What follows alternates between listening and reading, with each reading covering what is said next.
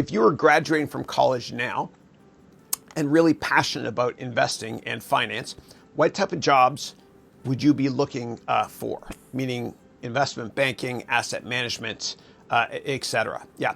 So if you absolutely love investing, then I would probably look to go into an asset management role. And you'll learn a lot about business from working for people, but you'll also learn what not to do, which are valuable lessons as well.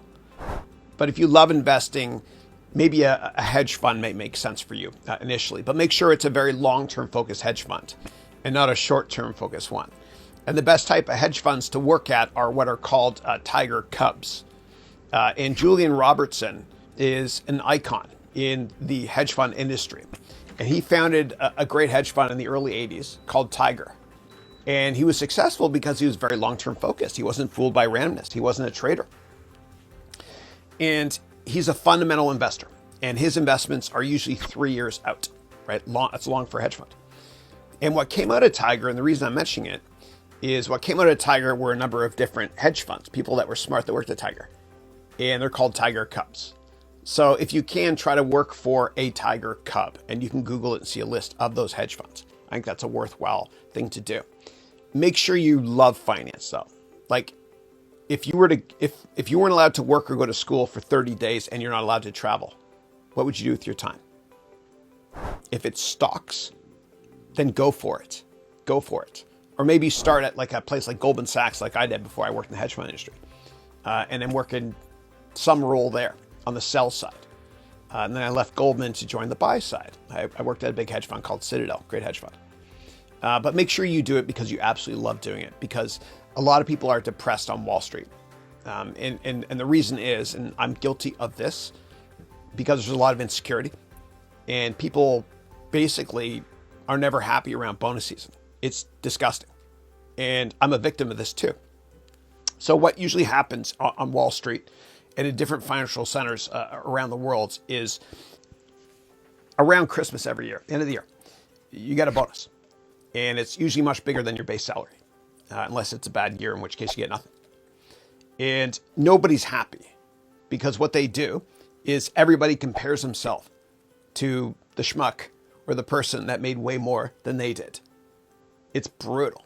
And the only time you should look in your neighbor's bowl is to see if they have as much as you. Not to see if you have more than them. The cancer of Wall Street and Western society is that we compare ourselves to those that have more, always. It's brutal. And that's why there's so many depressed people on Wall Street.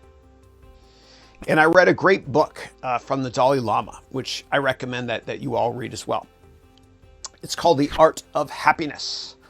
And the Dalai Lama said in his book, The Art of Happiness, that the problem with Western society is we sacrifice our health, our entire lives in order to make money. And then at the end of our lives, we sacrifice all our money in order to maintain our health. And then we look back and we realize we never really lived to begin with. Please don't make money your God. If you're going to go into the finance industry or work on Wall Street, make sure you do it because you're passionate about it, not because you want to make a lot of money. Because I believe that if you chase money, you'll lose your money and your dreams. But if you chase your dreams, as long as you're willing to fail at least a couple times, please fail at least a couple times. If you chase your dreams, the money will come accidentally. It always does. That's right.